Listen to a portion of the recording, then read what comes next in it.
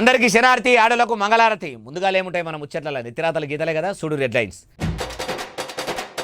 దావకాన్లతోని meeting పెట్టిండు రేవంతాలు sir. రోగాల మంత్రి నడుచుకుండు సర్కార్ ఆసుపత్రుల తీరు. వ్యవసాయ మంత్రి సర్కార్ ఆఫీసర్ల మీదకి అయ్యిండు గరం. ఇంకెంత ఆలస్యం చేస్తారని తుమ్మల సారు పెంచిండు స్వరం. సౌలతులు లేక ఆగమైపోతుండ్రట ఆంధ్రప్రదేశ్ జనాలు. సినిమా షూటింగులు చేసుకుంటా చాలా బిజీగా ఉండట పవనాలు. సీఎం సారు అన్న ఇల్లును కూలగొట్టదని చెప్పింది కోర్టు. పేదల ఇల్లు కూలగొడుతుంటే అందదేంది ఎవ్వల సపోర్టు. సర్కారు దవాఖానాలు పట్టించుకుంటలేడట సీఎం సారు. రేవంతాల గురించి చెప్పిండు ఎమ్మెల్యే సంజయ్ గారు. షై సర్కారు వచ్చినాక నుంచి సర్కారు దవాఖానాలు మొత్తం ఆగం చందన ఉన్నాయని మొన్నటి సంది ఒకటే తీరుగా వార్తల మీద వార్తలు వస్తున్నాయి కదా. ఈ ముచ్చట సీఎం రేవంత్ రెడ్డి సార్ చెవుల పడ్డట్టున్నది. ఇట్లయితే ఉన్న ఇజ్జత్ మొత్తం పోయేటట్టున్నదని రేవంతాల సారు ఆసుపత్రుల గురించి మీటింగ్ పెట్టిండు. మళ్ళీ సర్కారు వచ్చిన కాడ నుంచి ఆసుపత్రుల సౌలతులు ఏం లేకుండా దవాఖానాలకు వచ్చిన వాళ్ళు అవస్థలు పడుతుర్రు. కాంగ్రెస్ సర్కార్ అధికారంలోకి వచ్చి కూడా ఇప్పటికే 10 నెలలు అవుతున్నా ఒక్క సర్కారు ఆసుపత్రిలో కూడా సౌలతులు చక్కగా ఉన్నాయని అన్నోళ్ళు లేరు. మొన్నటి సంది గాంధీ దవాఖానాల పసివిల్లలు బాలింతలు పిట్టలు రాలిపోయినట్టే రాలిపోతుండని వార్తలు వస్తున్నాయి. కార్ పార్టీ లీడర్లు గాంధీ దవాఖానాను చూసేందుకు పోతే పోలీసులను పెట్టి షై సర్కార్ లీడర్లు అరెస్ట్ చేపిస్తుండని వినబడుతున్నది. ఇంత కథ నడుస్తుంటే దవాఖానాల మంత్రి దామోదర సారు ఏం చేస్తుండు? వైద్య శాఖల పనిచేసే అధికారులు ఏం కమాయి చేస్తున్నట్టు? గుడ్డి గుర్రాల పనులు దోముతున్నారా, గాడిదలు పెట్టే గుడ్లేరేందుకు పోయినరా అన్న తరీకలు అరుచుకున్నట్టు నడు. అరే 6 గ్యారెంటీలు ఎట్లా అమలు చేద్దామని మా పరిశానలా మేముంటే ఆఖరికి ఆసుపత్రుల గురించి మీరు కూడా పట్టించుకోరా? ఇందుకైనా సర్కారు నుంచి నెల జీతాలు తీసుకుంటున్నది అని బాగానే సీరియస్ అయినట్టున్నాడు. మంత్రి పదవి కావాలని కాయిసుగా అడిగితివి, ఏమాయనే దామోదర్ అన్న ఇట్లనే ఉంటుందా? ఇదే నీ పనితనం అని సీఎం సార్ కూడా అనాలనుకున్నాడేమో. ఇప్పటికైనా మించిపోయింది లేదు. దవాఖానాలలో ఏమేం సౌలతులు కావాలి? ఏ ఆసుపత్రులలో మందులు లేవు? ఏ దవాఖానాల దాతుబట్టి చూసేందుకు యాళ్లకు డాక్టర్లు ఉంటలేరు? అన్ని ముచ్చట్లు నాకు ఆఫీసర్లు యాది చేసి మరీ చెప్పాలి. అన్ని రిపోర్టులు కావాలి.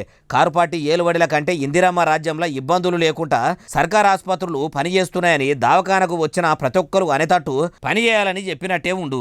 అయ్యా సీఎం సారు, చేతులు గాలినాక ఆకులు పట్టుకుంటే ఏం లాభం సారు? మొదలు మీరు స్వయంగా సర్కార్ ఆసుపత్రులను తిరుగుండ్రి. పారిశుద్ధ్యం పడికేసింది, ఆసుపత్రులు అవస్థల్లో ఉన్నాయి. అవన్నీ బాధలు పోయేటట్టు చూడుండ్రి సారు, లేకుంటే ఇంకా పేద ప్రజల పానాలు పోతూనే ఉంటాయి అంటుర్రు ఈ ముచ్చటిన్నోళ్ళు. రాములవారు 14 ఏళ్ళు వనవాసం చేస్తే ఆయన కాళ్ళ చెప్పులు సింహాసనం మీద పెట్టి భరతుడు రాజ్యం ఏలుతాడనే రామాయణంలో ఉంటుంది కదా. సేమ్ టు సేమ్ డిట్టో మక్కీకి మక్కి అచ్చం అట్లనే ఢిల్లీ ముఖ్యమంత్రి అతిశీ మేడం కూడా సీఎం గిరి చేస్తున్నదట. ఈ మాట ఎవరన్నారే బాలన్న అంటారా? ఈనుండ్రి మీరే. అమ్మ అతిశీ మేడం ఇక చెప్పుర్రే. भरत जी ने 14 साल तक भगवान श्री राम की खड़ाऊ रखकर अयोध्या का शासन संभाला. उसी तरह से आने वाले 4 महीने के लिए मैं दिल्ली सरकार चलाऊंगी. ఇన్నరా 14 ఏళ్ళు రాములవారు వనవాసం చేస్తే భరతుడు ఆయన చెప్పులను పెట్టి అయోధ్య రాజ్యాన్ని ఏలిండు అంటున్నది. ముఖ్యమంత్రిగా బాధ్యతలు ఎత్తుకున్నాడు ఆలస్యమే లేదు. అతిశి మేడం కూడా ఆయన లెక్కనే నేను కూడా ఢిల్లీ రాజ్యాన్ని ఏలుతున్నా అన్నది. అంతేకాదు ఆయన కూర్చున్న కుర్చీని పక్కకే పెట్టుకొని ఇంకో కుర్చీ సపరేట్గా తెప్పించుకొని అట్లా కూర్చున్నది. ఖాళీగా ఉన్న కుర్చీ ఎన్నటికైనా కేజ్రీవాల్ సార్దే అన్నది. ఇంకో ముచ్చట కూడా ఏం చెప్పిందంటే 4 నెలల తర్వాత మళ్ళా ఢిల్లీకి ముఖ్యమంత్రి కేజ్రీవాలే అవుతాడు, ప్రజలు మళ్ళా ఆయనకే సీఎంగా పట్టం కడతారని అనుకొచ్చింది. ఎట్లున్నది ముచ్చట? రాములవారు వారేమో లోక కళ్యాణం కోసం వనవాసం చేసేదందుకు పోయిండని వెనకటి పెద్ద మనుషులు అంటుంటారు. మరి కేజ్రీవాల్ సారు ఏం ఉద్ధరించి జైలుకు పోయిండు? దిక్మల్ల లిక్కర్ స్కామ్ లో ఇరికిపాయే కదా. ఏదో దేశం కోసం పోరాటం చేసి జైలుకు పోయినట్టు ఈ బిల్డప్ లేంది. మందు కేసుల ఇరికిన కేజ్రీవాల్ ను రాములవారి లెక్క భరతుని లెక్క ఆమెను ఆమె అనుకునుడు ఏందో ఏమో. అతిశీ మేడంకే తెలవాలే అంటుర్రు ఈ ముచ్చటిన్నోళ్ళు. కారు పార్టీ లీడర్ల అరెస్టులతోని హైదరాబాద్ పట్నం మొత్తం తుక్కపై కుడుకుతున్నట్టే ఉన్నది కదా. గాంధీ దవాఖానా కాడ గడపడ కూడా పెద్దగానే అవుతున్నదట. మొన్నటికి మొన్న కారు పార్టీ లీడర్లు కయ్యాలు పెట్టుకున్నారని పోలీసులు అరెస్టులు చేసిర్రు. మరి ఇప్పుడెందుకు గులాబీ పార్టీ లీడర్లను అరెస్టులు చేస్తున్నారు? ఏం కథ అంటారా? చెప్తాపాన్రి. ఎన్నడు లేని గాంధీ దవాఖానలో అంతమంది సంటిపోరగాన్లు బాలింతలు చచ్చిపోతుండ్రని అరుచుకునేందుకు కారు కార్తలు కదిలిర్రట. నమస్కారం. ఇగో ఇక్కడ పోలీసు వాళ్ళు మమ్మల్ని వ్యాన్లో ముగ్గురు డాక్టర్లను ప్రత్యేకంగా ఏర్పాటు చేసి విచారణ చేపిస్తామని కార్ పార్టీ ఎమ్మెల్యేలు డాక్టర్లను ఎంచుకుంటే వాళ్ళను గాంధీ దవాఖానకు పోకుండా పోలీసులు ఎక్కడికక్కడ అరెస్టులు చేసుకుంటా పోలీస్ స్టేషన్ కు పట్టుకపోతున్నారట. తాటికొండ రాజయ్య సారు రంగంలోకి దిగి ఎట్లన్నా చేసి గాంధీ దవాఖానకు పోతానని రాగానే సార్ను అట్లనే కార్లో దొరకబట్టి మరీ దవాఖాన కాడికి వెళ్లి పోలీస్ స్టేషన్ కి ఎసుకపోయిర్రట. అట్లనే కోరుట్ల ఎమ్మెల్యే సంజయ్ సార్ కూడా దవాఖాన దిక్కు పోతుంటే రక్షకబడ నిలయానికి రోడ్డు మీదకి వెళ్ళి తరలించిర్రట. అయ్యా కారు పార్టీ లీడర్లారా, మీ ఏలువడలో కూడా మస్తుగానే దవాఖానలలో తిప్పలు అయినాయి కదా, అప్పుడు కూడా ఇట్లనే మీరు పోరాటాలు చేసి ఉంటే మీ 10 ఏళ్ల ఏలువడలో కూడా ఎంతో మంది పేదల పానాలు నిలబెట్టినోళ్ళు అయ్యేటోళ్ళు. తమరి ఏలువడలనే సర్కారు దవాఖానలు చక్కగా ఉంచితే ఇప్పుడు ఇందిరమ్మ రాజ్యంలో ఇబ్బంది రాకపోవు కదా. ముంగడి నాగలి ఎట్లా పోతే వెనక నాగలి అట్లే పోతుంది అన్నట్టు తొలి సర్కారు పోయి మలి సర్కారు వచ్చినా గానీ ఎట్లున్నదో పరిస్థితి గట్లనే ఉన్నది. మార్పు మార్పు మార్పు అంటే ప్రజలు మార్పు వస్తుంది అనుకుంటారు కానీ మీ ఏలువడిలో కూడా ఏం చక్కదనం లేకుండే, ఈ కాంగ్రెస్ ఏలువడిలో కూడా ఏం మంచిగా లేదు అంటుర్రు ఈ ముచ్చటి నోళ్ళు. వ్యవసాయ మంత్రి తుమ్మల నాగేశ్వరరావు సార్కు ఎప్పుడు రానంత కోపం వచ్చిందట. ఆ కోపాన్నంతా ఆఫీసర్ల మీద కక్కుడు అక్కేసిందట. ఓ దిక్కు రుణమాఫీ కూడా సకాయి చేస్తలేరు, ఏం వ్యవసాయ మంత్రి అని ఇజ్జత్ తీస్తుంటే మీరు నాకు తగ్గట్టు మోపైనరని మంచిగానే మండిపడ్డాడట. మంత్రి గారికి అతకోపం వచ్చే పని ఆఫీసర్లు ఏం చేసిర్రు అరుచుకుందాం పరి.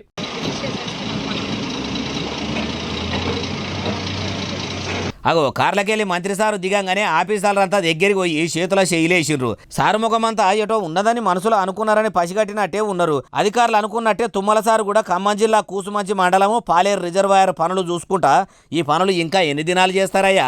మీకు చెప్తుంటే శవున పడతలేదా, లేకుంటే చెప్పేటోళ్ళు మీకు మనసుల లెక్క కనిపిస్తలేరా? ఇదేనా మీ పనితనం అని మంచిగానే కోపానికి వచ్చిండు. పాలేరు రిజర్వాయర్ పనులు పరుగులు పెట్టాలని ప్రతిసారి వచ్చినప్పుడు అలా చెప్తున్నా గానీ మీరు ఎందుకింత లాపర్వ చేస్తుర్రు? పనులు ఉడగొడతామని మేమేమో ప్రజలకు మాటిచ్చినాము. మలి సర్కారు పనితనం ఏం మంచిగా లేదని ఇప్పటికే చేయి సర్కారుకు సురుకులు పెడుతుంటే మీ ఆఫీసర్లు ఎందుకు ఇట్లా చేస్తుర్రు? ఆలస్యం ఎందుకు అవుతుందో నాకు రిపోర్టులు రాసియాలని అన్నాడట. అయ్యా వ్యవసాయ మంత్రి తుమ్మల గారు, మరి మీ ఆఫీసర్లు పనులు జర ఆలస్యం చేసినందుకే మీరు ఇంత కోపానికి వస్తుంటే మలి సర్కారు రాగానే 100 రోజుల్లోనే 6 గ్యారెంటీలు అమలు చేస్తాము, రైతులందరికీ 2 లక్షల రుణమాఫీ చేస్తాము, ఇందిరమ్మ ఇండ్లు ఇస్తాము, మహిళలకు 2500 ఇస్తాము, పెంచిన బరాబరి ఇస్తాము, విద్యార్థులకు చేయూత పథకం కింద పైసలు ఇస్తాము, రైతు భరోసా కింద కౌలు రైతులకు పట్టాదారు రైతులకు పైసలు ఇస్తామని శిల్క పలుకులు వలికిండ్రు. ఇన్ని దినాలైతున్నా ఏ పథకం చక్కగా అమలు చేస్తలేరు. మరి మీ మీదికి ప్రజలు ఎంత కోపానికి రావాలి? మీరు కూడా ఎందుకు లాపర్వ చేసిండ్రో వాళ్ళకు కూడా మీరెప్పుడు రిపోర్టులు అప్పచెప్తారు సారు అంటుర్రు ఈ ముచ్చటిన్నోళ్ళు. ఆంధ్రప్రదేశ్ ఉప ముఖ్యమంత్రి పవన్ కళ్యాణ్ సార్ సినిమా షూటింగ్లో బిజీగా ఉన్నాడు. ఓ బాలన్న ఏపీ గ్రామ పంచాయతీరాజ్ శాఖ పనులు చూసుకుంటా బిజీగా ఉన్నాడు అనబోయి సినిమా షూటింగ్లో బిజీగా ఉన్నాడు అని అంటున్నామేమో అనుకునేరు. నేను అన్నది నిజమే, మీరు ఇన్నది నిజమే. ఒకవేళ ఏపీ ప్రజలు ఏమైనా బాధలు చెప్పుకోవాలంటే ఇగో ఈ సినిమా షూటింగ్ కాడికి పోవాలనేమో. ఇగో ఈడ రేకుల గోడ ఉన్నది కదా, దీని లోపలనే షూటింగ్ చేస్తుర్రు. ఇది ఏడున్నదంటే మంగళగిరి పార్టీ ఆఫీస్ దగ్గరనే పెద్ద ఎత్తున సెట్ వేసిర్రట. 400 మంది ఫైటర్ల పెట్టి ఫైటింగ్ సీన్లు తీస్తున్నారట.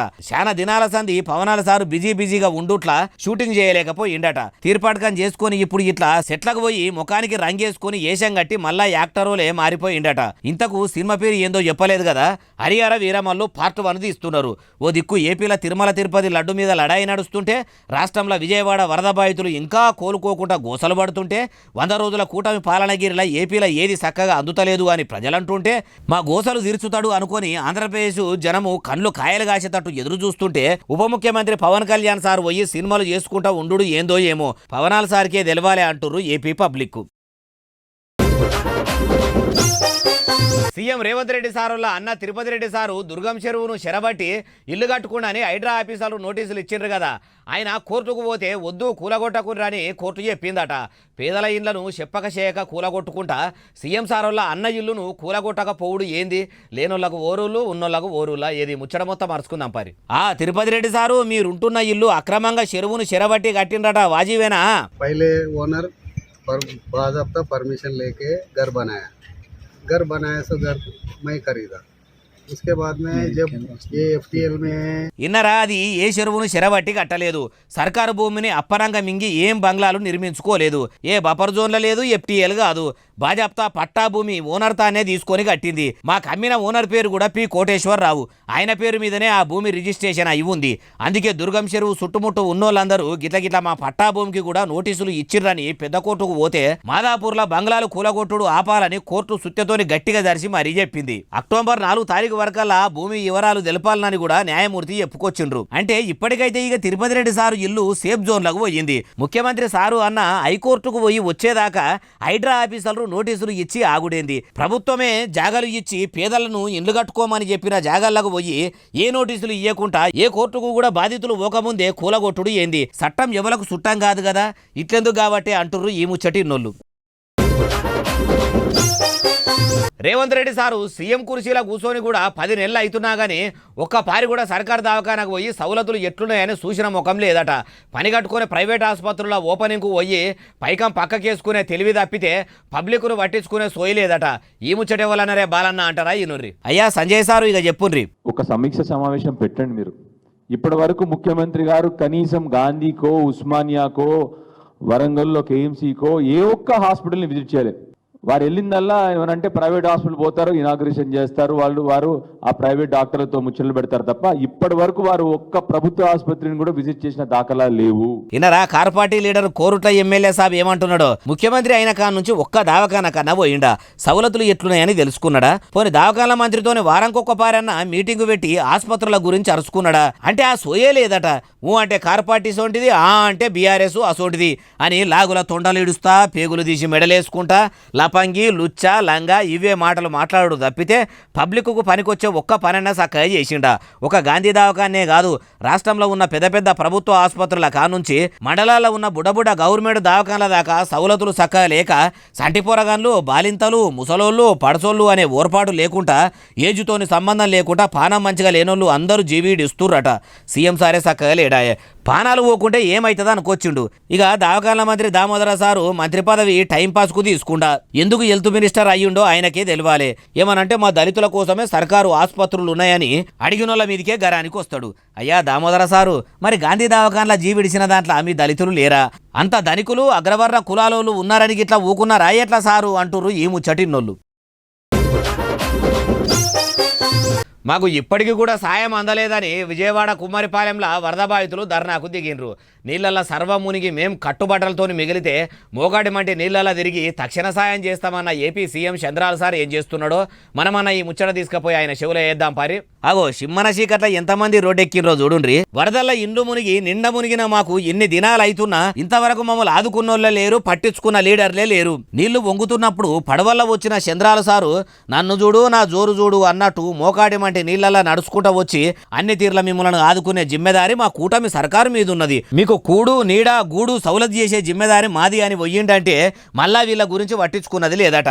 ఎన్ని దినాలని ఓపిక పడతారు చెప్పుర్రి. వరదలు వస్తున్నాయని ఎరుకుండి కూడా హెచ్చరికలు పాటించకుండా నిండా మునిగే కాడికి తీసుకొస్తుంది. మళ్ళా మునిగినోళ్లకు సాయం చేస్తామని వీడియోలకు ఫోటోలకు పోజులు ఇచ్చి మీడియాలో సోషల్ మీడియాలో పబ్లిసిటీ చేసుకుంటారు.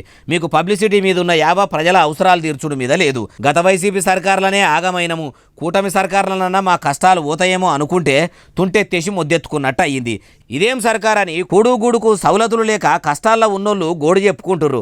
అయ్యా చంద్రాల సారు తక్షణ సాయం అందిస్తామని చెప్తారు కదా, ఏమా ఇప్పటి వరకు అందింది లేదు, ఎప్పుడు ఇస్తారు సార్ అంటుర్రు. వాళ్ళకి ఏం చెప్తారు? ఇక ఆడబిడ్డలకు చిన్న కష్టం వచ్చినా సరే ఆదుకుంటామని ప్రసంగాల మీద ప్రసంగాలు, స్పీచుల మీద స్పీచులు దంచిన డిప్యూటీ సీఎం పవనాలు సారు ఇవేం పట్టించుకోకుండా హరిహర వీరమల్లు సినిమా హీరోయిన్లతోని ఆడిపాడే బిజీలుండు. వరద బాధితులను ఆదుకునుడు ముఖ్యమా, యాక్టర్ అమ్మలతోని ఏషాలు కట్టుడు ముఖ్యమా అంటుర్రు.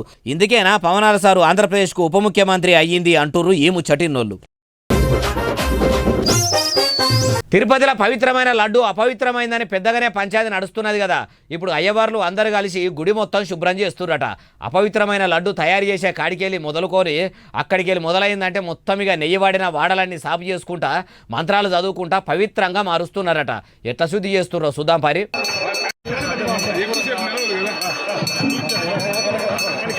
అగో చూసిర్రా సన్నాయి సప్పుల నడమల అయ్యవార్లు వేద మంత్రాలు చదువుతుంటే గంగతీర్థం ఇట్లా చల్లుకుంటా అగ్గితోని ముట్టించిన ఇట్లా పట్టుకొని గుడి మొత్తంలో పురవీధులు మొత్తం తిరుగుతున్నారు కదా.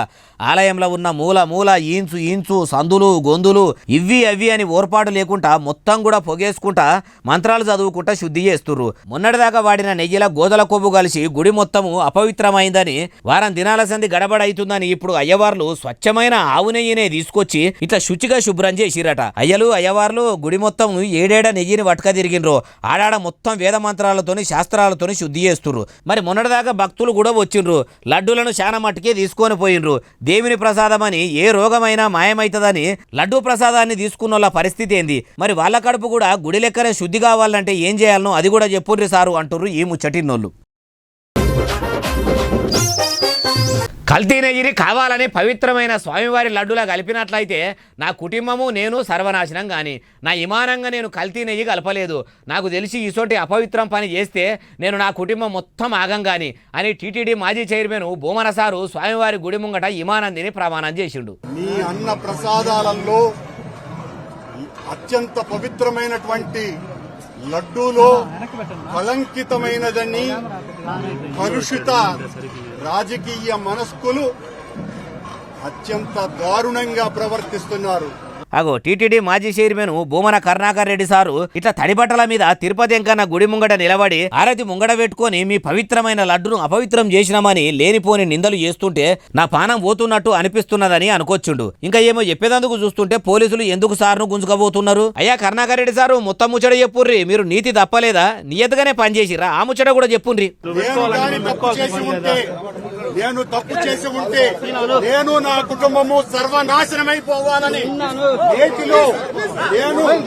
ఇన్నరా తప్పు చేసినట్టయితే నేను నా కుటుంబం సర్వనాశనం కావాలని ఒట్టు తింటున్నాడు. రషీద్ తప్పితే మసీద్ అని వెనకటి పెద్ద మనుషులు అంటారు.